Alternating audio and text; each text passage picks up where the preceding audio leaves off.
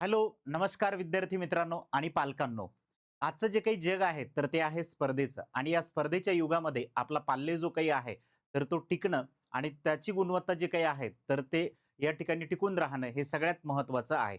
तर या अनुषंगाने महाराष्ट्र शासन असेल किंवा भारत सरकार असेल तर यांच्या वेगवेगळ्या जे काही आहेत तर त्या स्कॉलरशिप त्याचबरोबर शालेय स्पर्धा परीक्षा जे काही आहेत तर त्या आयोजित केल्या जातात.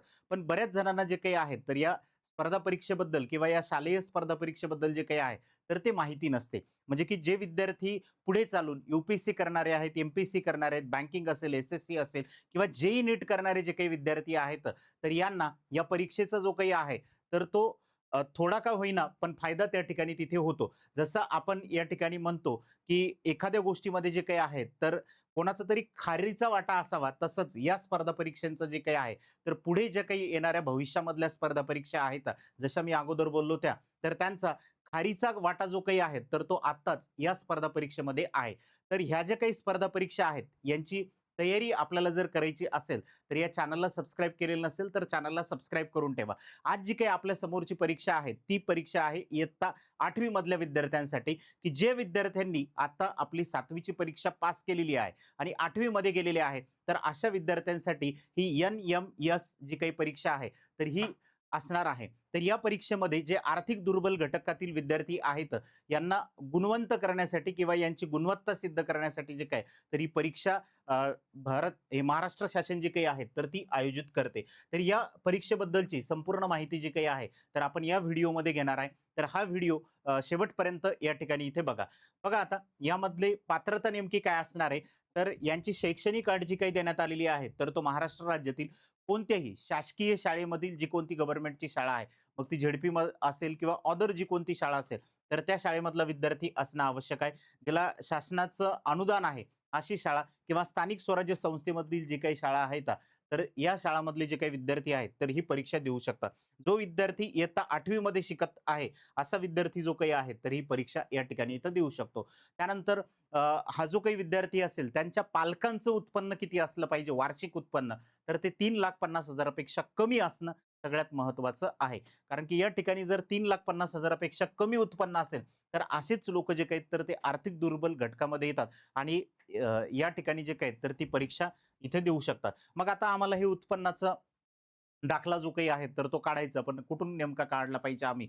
तर आपण हा जो काही उत्पन्नाचा दाखला आहे, तो तहसीलमधून या ठिकाणी इथे काढू शकता. ओके, हे पालकाच्या नावानेच उत्पन्नाचा दाखला असणं आवश्यक आहे. त्याचबरोबर इथे गुणांची अट नेमकी काय आहे? जे विद्यार्थी इयत्ता 7वी मध्ये होते, अशा विद्यार्थ्यांनी किती गुण घेऊन परीक्षा पास केली पाहिजे? म्हणजे 8वीत जाता वेळेस त्यांचे मार्क किती असले पाहिजे? तर या ठिकाणी SC आणि ST कॅटेगरीमधले जर कॅन्डिडेट असतील, तर त्यांना कमीत कमी 50% गुण जे काही आहे, तर या ठिकाणी इथं मिळवणं आवश्यक आहेत. जर तुम्हाला 50% गुण असतील, तर तुम्ही या परीक्षेसाठी जे काही तर तिथे पात्र असणार आहे. त्याचबरोबर इतर सर्व विद्यार्थी म्हणजे ओपन असेल, OBC असेल, EWS असेल किंवा इतर ज्या काही कॅटेगरी आहेत, SC आणि ST सोडून यांना कमीत कमी 55% गुण जे काही तर या ठिकाणी इथं घेणं आवश्यक आहेत. त्याचबरोबर योजनेचे या उद्दिष्ट नेमके काय आहेत? जे इयत्ता 8वी मध्ये विद्यार्थी शिकत आहेत आणि ते आर्थिक दुर्बल घटकातील येत आहेत, जसं अगोदर बोललो ते. पण ते प्रज्ञावान विद्यार्थी आहेत, यांचा शोध घेणे या या ठिकाणी आणि यांना जी काही आहेत, तर ती स्कॉलरशिप प्रोव्हाईड करणे. जेणेकरून त्यांना पुढील शिक्षणासाठी जे काही आहेत, तर या स्कॉलरशिपचा फायदा या ठिकाणी इथे होईल. मग पुढील शिक्षणासाठी म्हणजे कोणतं? तर 9वी पासून तर 12वी पर्यंत जे काही आहेत, तर ही स्कॉलरशिप तुम्हाला दिली जाणार आहे. तर यामध्ये केंद्र शासनाचं जे काही आहे तर मानव संसाधन विकास मंत्रालय यांच्या अंतर्गत जी काही आहेत तर ही आर्थिक दुर्बल घटकातील विद्यार्थ्यांसाठी या ठिकाणी जे काही तर स्कॉलरशिप प्रोव्हाइड केली जाते. आता महाराष्ट्र राज्यातील जे काही आहे तर महाराष्ट्र राज्य परीक्षा परिषद पुणे यांच्या अंतर्गत यांची जी काही परीक्षा आहे तर ती ऑर्गनाइज केली जाते. यांच्या अंतर्गत ही परीक्षा जी काही तर इथं घेतली जाते. जे की इयत्ता 8वी मध्ये शिकणारे विद्यार्थी आहेत, या विद्यार्थ्यांना दरमहा किती रुपये स्कॉलरशिप मिळते? तर दरमहा 1,000 रुपये जी काही आहेत तर ती स्कॉलरशिप या ठिकाणी इथं दिली जाते. जे आपला जिल्हा असेल, त्या जिल्ह्यातील विविध केंद्रावरती जे काय तर ही परीक्षा कंडक्ट केली जाते, ऑर्गनाइज केली जाते. तुमच्या जिल्ह्यामध्ये ही परीक्षा जी काही तर तुम्ही देऊ शकता. तर आता यामध्ये बघा, की नेमकी स्कॉलरशिप वगैरे जी काही आहेत, तर ती आपल्याला किती दिली जाणार आहे? दरमहा ₹1,000 जी काही आहेत, तर एवढी स्कॉलरशिप दिली जाते. म्हणजे एका वर्षभराची ₹12,000 एवढी स्कॉलरशिप दिली जाते आणि ही 4 वर्ष आपल्याला स्कॉलरशिप दिली जाणार आहे. म्हणजे या ठिकाणी आपल्याला ₹48,000 जी काही आहेत, तर ती स्कॉलरशिप या ठिकाणी मिळणार आहे. इयत्ता 9वी, 10वी, 11वी आणि 12वी या 4 वर्ष जे काही आहेत, तर आपल्याला ही स्कॉलरशिप इथे दिली जाणार आहे. तुम्हाला 8वी मध्ये ही परीक्षा द्यायची. जशी तुम्ही 9वी मध्ये जासाल, तर तुमची ही जी काही स्कॉलरशिप आहे, तर ती सुरू होणार आहे आणि ही तुम्हाला 4 वर्ष जी काही आहेत, तर ती स्कॉलरशिप मिळणार आहे. पण यांनी एक अट अजून या ठिकाणी इथं ठेवलेली आहे, की जे विद्यार्थी 9वी आणि 10वी ला आहेत. 10वी ला तुम्हाला या ठिकाणी कमीत कमी 60% गुण जे काही आहेत, तर ते घेणं आवश्यक आहे. तरच तुम्ही 11वी आणि 12वी ला या स्कॉलरशिपचा जो काही तर तो फायदा घेऊ शकता. ओपन कॅटेगरी मधले म्हणजे एस-सी आणि एस-टी सोडून जे कोणत्या कॅटेगरी मधले विद्यार्थी आहेत, त्यांना कमीत कमी 60% गुण या ठिकाणी इथं घेणं आवश्यक आहे. त्याच्यानंतर एस-सी आणि एस-टी मधले जर असतील, तर त्यांना 55% गुण जे काही तर ते घेणं आवश्यक आहे. तरच आपली जी काही स्कॉलरशिप आहे, तर ती 11वी आणि 12वी इयत्तेसाठी जे काय तर इथे सुरू राहणारी आहे. मग यामध्ये जर आपण जर बघितलं, तर यांचे परीक्षेचे स्वरूप कसे आहे किंवा परीक्षेचं वेळापत्रक कसं असते, ज्या दिवशी पेपर असतो त्या दिवसचा. तर याच्यामध्ये 2 पेपर होतात आपले. एक असतो मॅथचा आणि दुसरा असतो एक सॅटचा.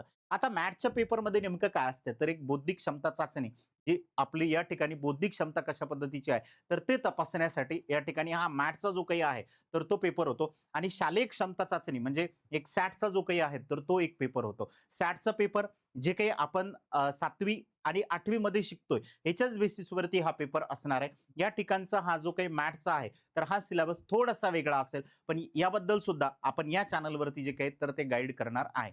ओके. तर यामध्ये बघा एकूण गुण जे काही आहेत, तर मॅथ्सचे किती असतात, तर 90 या ठिकाणी प्रश्न असतात आणि 90 गुण असतात. म्हणजे एक प्रश्न जो काही आहे, तर तो आपल्याला एका मार्कसाठी या ठिकाणी इथं देण्यात आलाय आणि 1.5 तासाचा टायमिंग आहे, म्हणजे 90 मिनिटाचा टायमिंग आहे. तर आपल्याला एक प्रश्न सोडवण्यासाठी 1 मिनिट जो काही आहे, तर तो टायमिंग इथं देण्यात आलेला आहे. एक प्रश्न, 1 मार्क आणि 1 मिनिट जो काही आहे, तर तो वेळ आपल्याला या ठिकाणी इथं देण्यात आलेला आहे.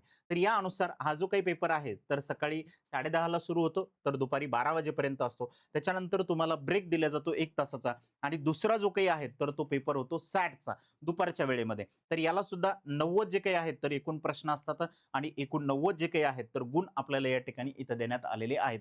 याला सुद्धा 1.5 तासाचा टायमिंग जो काही आहे, तर तो देण्यात आलेला आहे. म्हणजे 90 मिनिटाचा जो काही आहे, तर तो टायमिंग या ठिकाणी इथं देण्यात आलेला आहे. तर हा पेपर होतो 1:30 वाजेपासून तर 3 वाजेपर्यंत. आता याच्यामध्ये जे काही आहे, तर इथं कमीत कमी आपल्याला पात्र ठरण्यासाठी किती गुण येणं आवश्यक आहे? तर 40% जे काही आहे, या दोन्ही पेपर मिळून आपल्याला येणं या ठिकाणी इथं आवश्यक आहे. जे कॅन्डिडेट एस-सी आणि एस-टी आहेत किंवा दिव्यांग आहेत, यांना कमीत कमी 32% मार्क जे काही आहेत, तर या परीक्षामध्ये घेणं आवश्यक आहे. तरच तुम्ही या ठिकाणी जे काही आहेत, तर इथं पात्र ठरू शकणार आहे. पण आपल्याला स्कॉलरशिप मिळण्यासाठी जे काही आहे, तर मेरिटमध्ये येणं आवश्यक आहे. जर आपण मेरिटमध्ये आलेले असाल, तरच आपल्याला ही स्कॉलरशिप जी काही आहे, तर या ठिकाणी इथं मिळणार आहे. हे फक्त तुम्ही या पेपरला पास होणार आहे. बरं आता याचा सिलेबस कसा आहे? मॅथ्सचा कसा आहे? सॅटचा कसा आहे? तर या दोघांचा सिलेबस सुद्धा आपण या ठिकाणी इथं बघूया. आता जो काही मॅथ आहे, तर या मॅथमध्ये एकूण 90 प्रश्न येणार आहेत.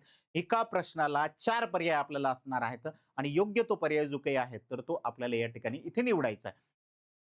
मग यामध्ये कार्यकारण भाव जो काही आहे म्हणजे की रिझनिंग वरती जे काही आहेत, तर आपल्याला किती क्वेश्चन येतात बुद्धिमत्तेवरती. तर या ठिकाणी यांचं जे काही आहे तर एनालिसिस करण्यात आलेलं आहे. वेगवेगळ्या पद्धतीने जे काही तर याच्यावरती प्रश्न आपल्याला विचारतात. त्याच्यानंतर विश्लेषण एनालिसिस वरती जे काही तर ते प्रश्न येतात. त्याच्यानंतर संकलन वरती, सिंथेसिस वरती जे काही तर ते आपल्याला या ठिकाणी इथं प्रश्न येतात. म्हणजे या 3 घटकावरती जे काही आहेत तर एकूण 90 प्रश्न आपल्याला या ठिकाणी इथं विचारण्यात येतात.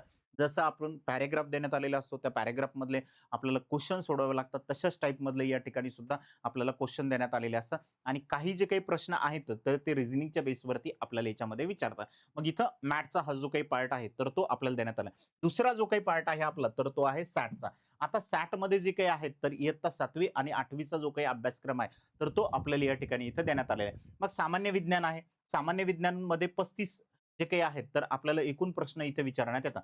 पण याच्यामध्ये सुद्धा यांनी जे काही आहेत, तर विज्ञानमध्ये इथं डिव्हायडेशन केलेलं आहे. मग याच्यामध्ये जर बघितलं तर भौतिकशास्त्र म्हणजे फिजिक्समध्ये जे काही आहेत तर 11 प्रश्न आपल्याला इथं विचारण्यात येतात. त्याच्यानंतर रसायनशास्त्र, केमिस्ट्रीमध्ये 11 प्रश्न जे काही तर ते आपल्याला विचारण्यात येतात. त्याच्यानंतर बायोलॉजी, जीवशास्त्र याच्यावरती 13 प्रश्न जे काही आहेत तर ते आपल्याला विचारण्यात येतात. असे एकूण 35 प्रश्न जे काही तर या ठिकाणी विचारतात. त्याचबरोबर समाजशास्त्रावरती एकूण किती प्रश्न येतं? तर 35 प्रश्न येतं. मग समाजशास्त्रामध्ये किती येतं? तर इतिहासवरती 15, भूगोलवरती 15, त्याच्यानंतर नागरिक शास्त्रावरती जे काही तर ते 5 प्रश्न आपल्याला विचारण्यात येतात. त्याच्यानंतर आहे गणित. गणितावरती किती क्वेश्चन येतात? तर 20 क्वेश्चन या ठिकाणी गणितावरती येतात. तर असं हे जे काही आहे तर आपलं सॅट तयार होते आणि सॅटमध्ये जे काही तर इथे सुद्धा 90 प्रश्न, एका प्रश्नाला 4 पर्याय, त्याच्यापैकी आपल्याला योग्य तो पर्याय जो काही आहे तर तो निवडायचा असतो. तर अशा पद्धतीने हे 90 आणि 90 एकूण जे काही आहे तर 180 मार्काचा पेपर जो काय तर या ठिकाणी होतो आणि 180 मार्कापैकी जो काही तर ती आपली मेरिट या ठिकाणी इथं लागते. त्यानंतर बघा आता हे तर आपण या ठिकाणी इथं सांगितलेलं आहे तुम्हाला 4 वर्ष जे काही आहे, तर या ठिकाणी स्कॉलरशिप मिळणारी आहे आणि दर महिन्याला ₹1000 एवढी जी काही आहे तर स्कॉलरशिप मिळणार आहे. बरं आता याचे फॉर्म कुठे भरायचे असतात तर तुमच्या शाळेमध्ये जे काही आहेत तर याचे फॉर्म या ठिकाणी इथं भरायचे असतात. शाळेमध्येच हे आपल्याला फॉर्म अवेलेबल असतात. अ, शाळेमधून याची जी काही आहे तर फॉर्म मिळतात ते पूर्णपणे आपल्याला त्याच ठिकाणाहून तिथून भरावे लागतात. मग यामध्ये जर बघितलं तर बरेच जे काही विद्यार्थी आहेत तर हे विद्यार्थी अपात्र असतात. म्हणजे कोणत्या शाळेतले विद्यार्थी अपात्र आहेत म्हणजे याच्यासाठी अप्लाय नाहीत करू शकत. तर हे सुद्धा आपल्याला सगळ्यात महत्त्वाचं आहे. ज्या शाळेला ग्रँट नाहीये अशा शाळा म्हणजे विना अनुदानित ज्या काही शाळा आहेत यामधले विद्यार्थी इथं अप्लाय करू शकत नाही. त्याच्यानंतर केंद्रीय विद्यालयामधला जो कोणता विद्यार्थी असेल तर तो सुद्धा इथं अप्लाय करू शकत नाही. त्यानंतर जवाहरलाल नवोदय विद्यालयामधले जे विद्यार्थी शिकणारे आहेत, हे विद्यार्थी सुद्धा या ठिकाणी इथं अप्लाय करू शकत नाही किंवा जे शासकीय वसतिगृहाच्या सवलती घेतात, असे विद्यार्थी असेल. त्यानंतर भोजन जे काही व्यवस्था आहे, याचं जर या ठिकाणी बेनिफिट घेत असतील, तर ती सुद्धा या ठिकाणी जे काही तर अपात्र आहेत. त्यानंतर शैक्षणिक सुविधांचा लाभ घेणारे विद्यार्थी जे काही तर ती सुद्धा या ठिकाणी इथं अपात्र आहेत. त्यानंतर सैनिकी शाळांमध्ये जे काही शिकणारे विद्यार्थी आहेत, तर हे सुद्धा या ठिकाणी जे काही तर अपात्र आहेत. एवढे विद्यार्थी जे काही आहेत, तर ते अपात्र या ठिकाणी इथे असणार आहे.